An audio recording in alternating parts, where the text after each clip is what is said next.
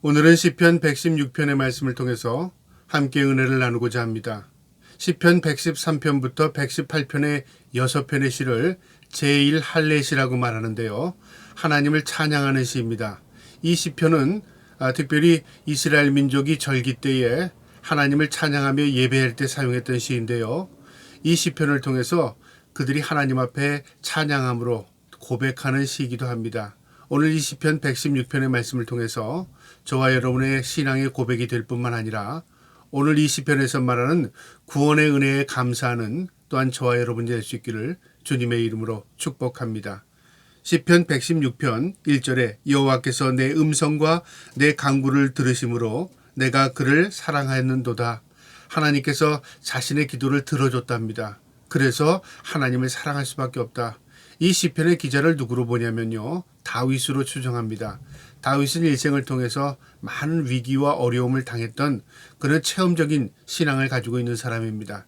그는 어려울 때마다 하나님을 찾았고요, 그 어려운 상황 가운데서 하나님의 구원의 은혜를 경험했던 사람입니다. 그래서 그는 하나님을 찾았고 하나님을 사랑할 수밖에 없다, 그렇게 고백합니다. 2절에 그의 귀를 내게 기울이셨으므로 내가 평생에 기도하리로다. 하나님께서 자신의 기도를 들어주셨고 자신은 평생을 하나님께 감사하며 살 수밖에 없다, 그 말이죠. 우리가 일생 가운데 하나님 앞에 감사로 고백할 때마다 하나님이 주시는 놀라운 은혜를 우리가 경험하게 되면 일평생 그 은혜를 마음에 간직하고 또 똑같은 고난이 올 때 또 우리가 감사하며 하나님 앞에 기도하게 됩니다. 그러니까 기도가 습관이 될 수 있는 것은요, 우리가 그 기도를 통해서 하나님의 은혜를 경험해 나가는 것입니다. 저와 여러분이 삶 가운데 하나님을 찾고 기도하고 또 하나님이 주신 놀라운 은혜를 경험할 때마다 우리의 믿음이 성장해 가고 견고해집니다. 저와 여러분이 항상 하나님 앞에 간구하고 기도하며 하나님과 동행하는 인생을 살아갈 수 있기를 축복합니다. 3절에요. 사망의 줄이 나를 두르고 수월의 고통이 내게 이르므로 내가 환난과 슬픔을 만났을 때에 자신의 인생의 경험 가운데 고통의 순간, 그 다음에 심지어는 죽음의 위협의 순간, 그 다음에 지옥에 들어가는 그런 순간까지도, 그런 위기를 경험했을 때도 그 절망 가운데서 하나님을 기도했고 또 하나님께 기도함으로 응답받았다는 겁니다. 그 슬플 때에 4절에 내가 여호와의 이름으로 기도하기를 여호와여 주께 구하오니 내 영혼을 건지소서 하였도다. 하나님 나 살려주세요.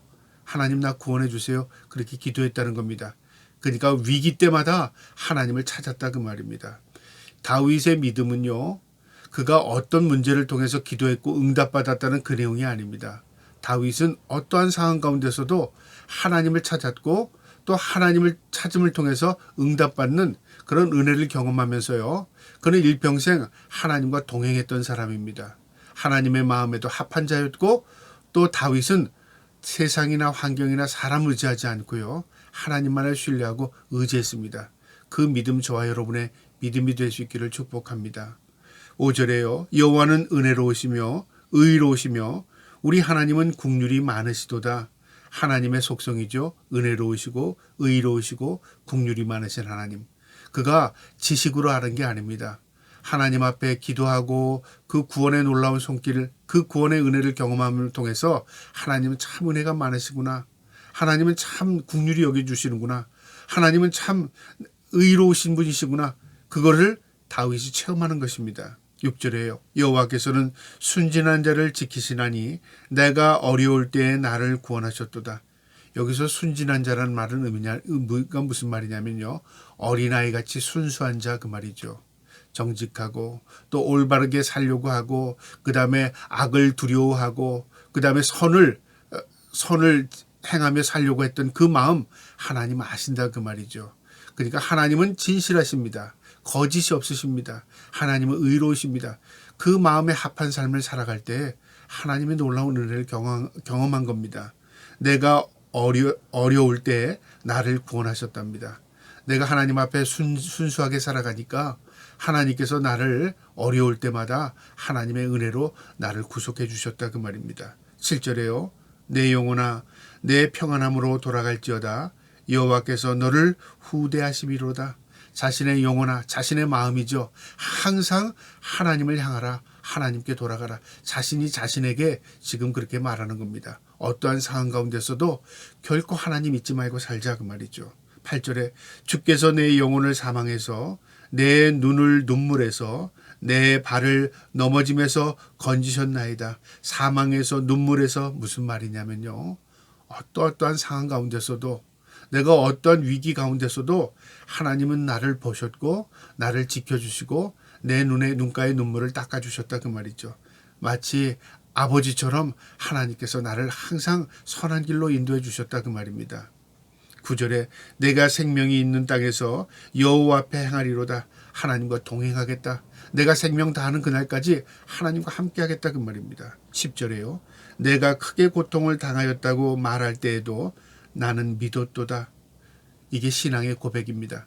내가 어떠한 고통을 당했을지라도 하나님 나와 함께 하시고 하나님이 고통에서 나를 건져내 줄 줄 믿었다 그 말이죠.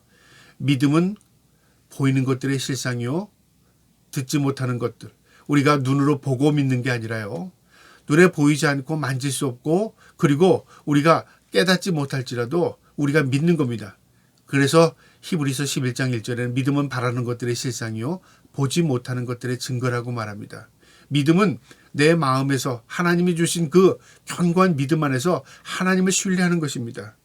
다윗은 나는 믿었다 그렇게 말합니다. 어떻게 믿었냐? 내가 크게 고통을 당하였다고 말할 때에도 사람들이 그러잖아요. 고통 가운데 있으면 하나님이 어디 계셔? 너 도와주라 봐라. 다른 사람이 나를 비웃을지라도 나는 그 상황 가운데서도 하나님을 신뢰하고 믿었다 그 말이죠. 하나님이 그 믿음을 기뻐하십니다. 11절에요. 내가 놀라서 이르기를 모든 사람이 거짓말장이라 하였도다. 야, 너 고통당하는 거 보니까 하나님이 어디 계시냐? 네가 거짓말하는 거다. 하나님 없는데도 너는 있다고 말하는 거 아니야?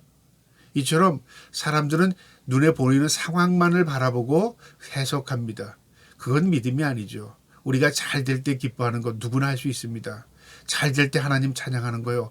그거 안 믿는 사람들도 그럴 수 있겠다 이해합니다. 그런데 고통 가운데 있을 때 절망적인 상황 가운데서 하나님을 찬양하고 노래할 때 야, 네 상황 봐라. 네 형편 봐라. 그래가지고 무슨 하나님이 찬양을 받으시겠냐. 우리가 그렇게 얘기한다면요. 그건 실수하는 겁니다. 우리의 상황이 어떻든 하나님을 신뢰하고 믿는 것 그게 믿음입니다. 그 상황에서도 믿을 수 있는 것 그게 은혜입니다. 내가 절망적인 상황 가운데서도 하나님만을 신뢰한다. 하나님 무엇을 기뻐할까요? 좋을 때 믿는 것과요. 어려울 때 믿는 것. 하나님의 관점에서 보면 어려울 때 더 신뢰하는 것. 하나님 기뻐하십니다. 그래서 우리가 고백할 수 있을 때는 좋은 환경에서 고백하는 게 아니라요. 어려운 환경 가운데 고난 가운데 고백할 때 그것이 놀라운 하나님 앞에 경배 찬양이 되고요. 그 기쁨의 찬양이 그 상황 가운데의 찬양이 하나님께 영광이 되는 것입니다. 다윗은 나는 믿었다 그렇게 말합니다. 고통 가운데서도요. 11절에 내가 놀라서 이르기를 모든 사람이 내게 거짓말이라 하였도다. 거짓말장이라고. 너 상황을 보니까 또 거짓말하고 있어. 하나님 어디 계셔? 그랬다 그 말이죠. 12절에 내게 주신 모든 은혜를 내가 여호와께 무엇으로 보답할까? 그러나 시간이 지남에 따라 하나님이 준 놀라운 은혜로 회복된 거예요. 그래서 다른 사람은 몰라도 나는 그것이 내 삶의 간증과 고백이 된 겁니다. 그래서 무엇으로 내가 하나님 앞에 보답할까? 무슨 말이냐면 어떤 것으로도 하나님께 하나님께 보답할 수 없다 그 말이죠. 내가 받은 놀라운 은혜, 그 경험을 어떤 것으로도 하나님 앞에 보답할 수 있는 맛바꿀 수 있는 게 없다 그 말이죠. 놀라운 그 은혜는 내 마음에 간직할 수밖에 없다. 그리고 내가 일평생 하나님 앞에 고백하며 경배하며 살아도 그것을 다 갚고 그것으로 다 하나님을 또 하나님의 은혜를 고백할 수 있는 것이 아니다 그 말이죠. 13절에요. 내가 구원의 잔을 들고 여호와의 이름을 부르며 하나님 앞에 찬양과 경배의 삶을 살겠다는 거죠. 이름을 부른다. 내가 하나님을 경배한다 그 말입니다. 14절에 여호와의 모든 백성 앞에서 나는 나의 소원을 여호와께 갚으리로다. 모든 사람이 보는 앞에서 내가 일평생 하나님 앞에 소원을 갚겠다. 고백하며 살겠다 그 말입니다. 이것이 그리스도인의 삶이고요. 이게 하나님 앞에 구속받은 은혜를 입은 사람의 삶입니다.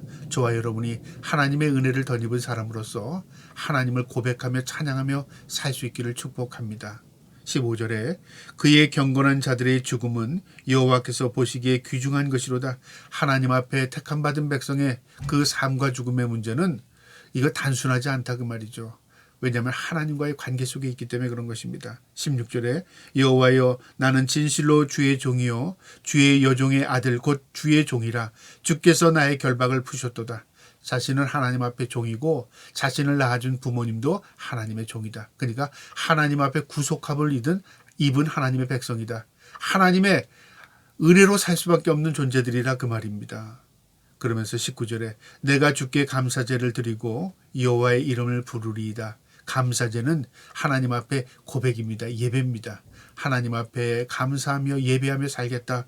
그 다짐과 결단입니다. 18절에요. 내가 여호와께 서원한 것을 그의 모든 백성이 보는 앞에서 내가 지키리로다. 다시 한번 반복하죠. 모든 사람이 보는 앞에서 내 은혜의 삶을 서원하며 고백하며 일평생 살겠다. 이제는 어떠한 상황 가운데서도 하나님을 찬양하고 고백하는 것 잊지 않겠다 그 말입니다. 마지막 19절에요. 할렐루야 내 한가운데에서 곧 여호와의 성전뜰에서 지키리로다. 할렐루야. 하나님 앞에 고백했던 이 서원을 모든 사람이 보는 앞에서뿐만 아니라 성전뜰에서 하나님이 계신 임재의 장소에서 하나님이 함께 하시는 곳에서 내가 일평생 하나님을 높이며 살겠다는 고백입니다. 이 다윗의 고백 또 이 고백이 저와 여러분의 고백이 되어서 일평생 하나님 안에서 하나님을 찬양하며 경배하며 살 수 있는 저와 여러분 될 수 있기를 주님의 이름으로 축복합니다. 아멘.